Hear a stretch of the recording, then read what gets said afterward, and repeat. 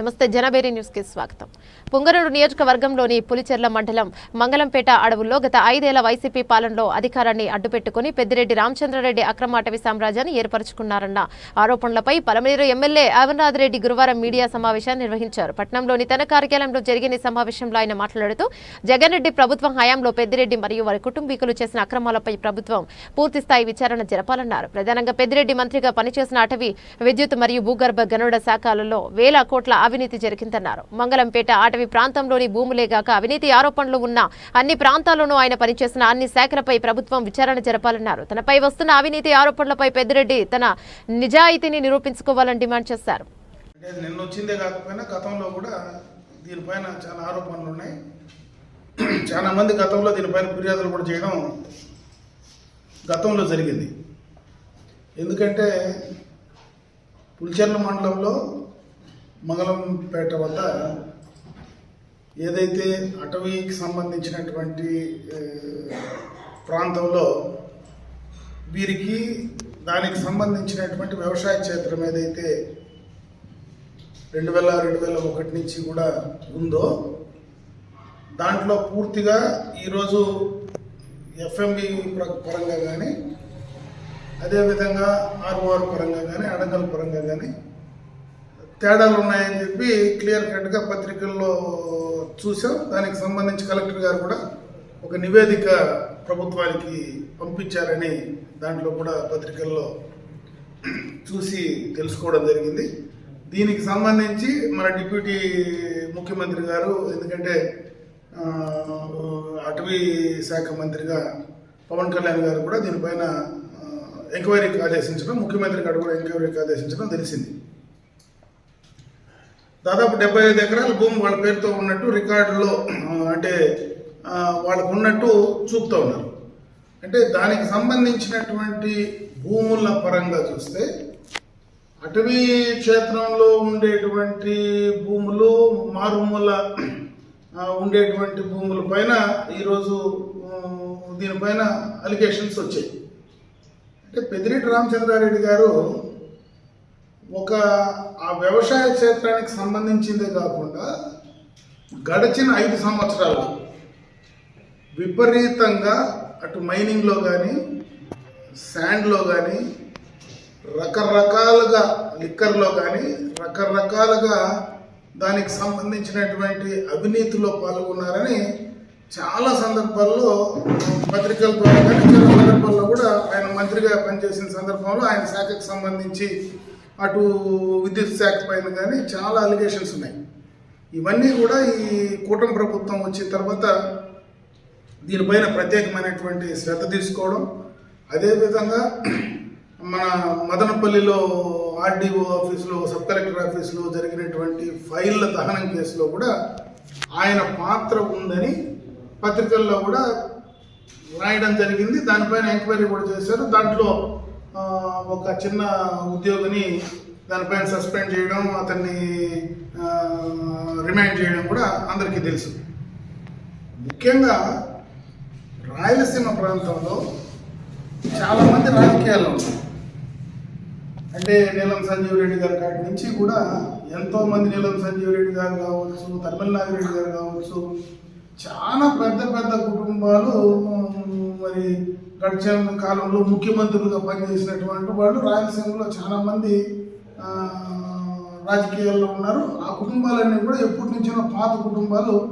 ఆ కుటుంబాలన్నీ కూడా రాజకీయాల్లో ఉన్న వాళ్ళకు ఉన్నటువంటి భూములు పంచాయి చాలా సందర్భాలు.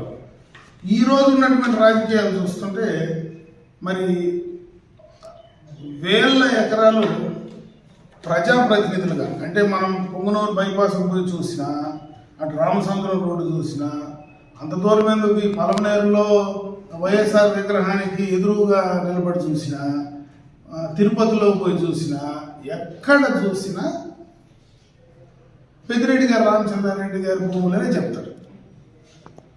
ఎక్కడ చూసినా దానికి సంబంధించి విపరీతంగా, నేను ఎందుకు ఈ మాటలో చెప్తున్నానంటే, ఒక సామాన్యమైనటువంటి కుటుంబం నుంచి వచ్చి ఈరోజు గడిచిన కాలంలో వేల ఎకరాలు ఉండేటువంటి భూస్వాములు రాజకీయాల్లోకి వచ్చినటువంటి ఎంతోమంది పెద్దోళ్ళు ఉన్నారు ఈ రాయలసీమలో.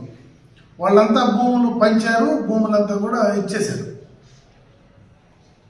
ఈరోజు చూస్తే సామాన్యమైనటువంటి ఒక మధ్యతరగతి కుటుంబం నుంచి వచ్చినటువంటి రామచంద్రారెడ్డి గారు ఇంత ఎదగడానికి, ఇంత ఎదిగిన తర్వాత ఈరోజు తిరుపతిలో ఉంటే తిరుపతిలో ఆయనకు సంబంధించినటువంటి ఇల్లు కావచ్చు, తిరుపతి పరిసర ప్రాంతాల్లో ఉండేటువంటి మఠం భూములు కావచ్చు, రకరకాలుగా విపరీతంగా కూడా భూముల పైన కానీ అన్ని రకాలుగా కూడా ఉన్నాయి.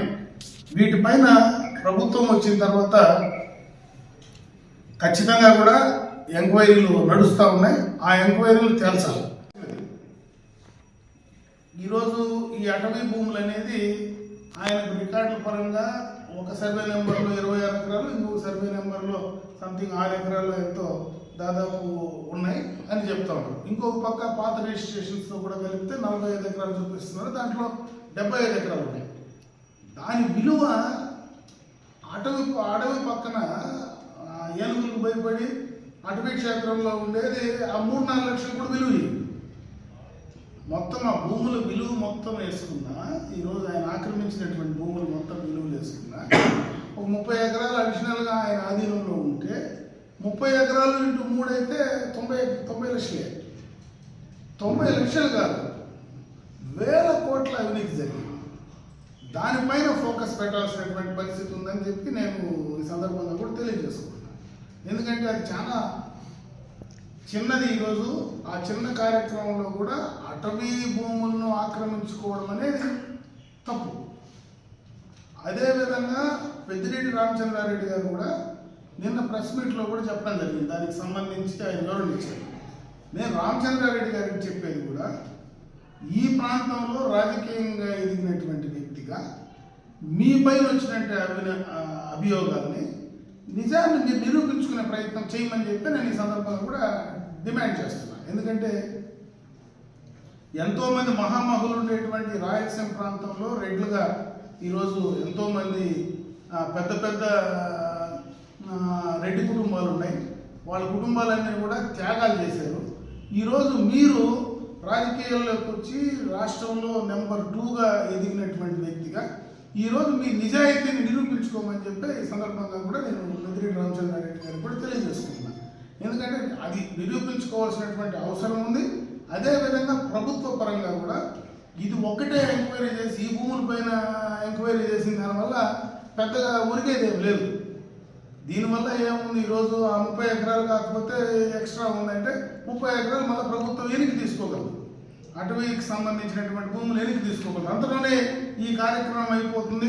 ఆ వెనక్కి తీసుకున్నటువంటి 30 ఎకరాల వల్ల ఆయనకు వచ్చే నష్టం లేదు, జరిగినటువంటి అవినీతి బయటికి వచ్చే పరిస్థితి లేదు. కాబట్టి దానిపైన ఫోకస్ పెట్టమని చెప్తే నేను ఈ సందర్భంగా ప్రభుత్వానికి తెలియజేసుకుంటున్నా. ముఖ్యంగా అన్ని రకాలుగా కూడా గత ప్రభుత్వంలో జగన్మోహన్ రెడ్డి గారి హయాంలో, ఆయన నాయకత్వంలో పెద్దిరెడ్డి గారి కుటుంబం మొత్తం కూడా దాదాపు వేల కోట్ల రూపాయలు అవినీతి జరిగింది. వాళ్ళు మంత్రిగా ఉన్నటువంటి ఆ శాఖల్లో విపరీతంగా, అంటే అటు విద్యుత్ శాఖ కావచ్చు, మైనింగ్ శాఖ కావచ్చు, ఫారెస్ట్ అండ్ ఎన్విరాన్మెంట్కి సంబంధించినటువంటి శాఖ కావచ్చు, అటవీ శాఖకు సంబంధించి కావచ్చు, అన్ని శాఖలు ప్రధానమైనటువంటి శాఖలన్నీ కూడా ఆయన వద్ద ఉన్నాయి. ఆ శాఖల్లోనే విపరీతంగా అవినీతి జరిగింది. ఇంకొక పక్క మదనపల్లిది కంటిన్యూగా ఆ కేసు అసలు ఏమైందో దాన్ని 7 నెలలైనా ఈ రోజు దాకా కూడా తేల్చే పరిస్థితి లేదు. దాంట్లో పెద్దిరెడ్డి గారు దాంట్లో ఇన్వాల్వ్మెంట్ ఉందా లేదా అనేది ప్రభుత్వ పరంగా తేల్చాల్సినటువంటి అవసరం కూడా ఉంది. అదేవిధంగా పెద్దిరెడ్డి గారు నాకు సంబంధం లేదని చెప్పి నిరూపించుకోవాల్సినటువంటి బాధ్యత పెద్దిరెడ్డి గారి నిజాయితీ పైన కూడా ఆధారపడిందని చెప్పి నేను ఈ సందర్భంగా కూడా తెలియజేసుకుంటున్నాను. వీటిని ఖచ్చితంగా మనము ఈ రాష్ట్ర ప్రజలకు చెప్పాల్సినటువంటి పరిస్థితి ఉంది. రాష్ట్ర ప్రజల యొక్క డబ్బులు ఏదైతే ఈరోజు వనరులు, ఈరోజు ఈ రాష్ట్రానికి సంబంధించినటువంటి వనరులన్నీ కూడా దోచేస్తే దాన్ని ఖచ్చితంగా తిరిగి మళ్ళా ప్రజలకు అందించాల్సినటువంటి బాధ్యత ఉంది. కాబట్టి దీనిపైన ఖచ్చితంగా సీరియస్గా ఎంక్వైరీ చేసుకొని సీరియస్గా దీనిపైన మరి వాస్తవాలు ప్రజలకు తెలియజేయాల్సినటువంటి అవసరం మా పైన ఉంది.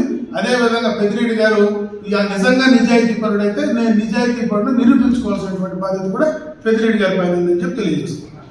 ఎకరాలు ఆయన కొన్నాడనేది ఫస్ట్లో ఎంత కొన్నాడనేది క్లియర్ కట్గా సర్వే నెంబర్ 295 అండ్ 296 ఆ రెండు సర్వే నెంబర్లో ఒక దాంట్లో 21-22 ఇంకో దాంట్లో 6 ఎకరాలు ఎంతో కూడా కొన్నట్టు రికార్డులో ఎఫ్ఎంఎల్లో కనపడతా ఉన్నాయి.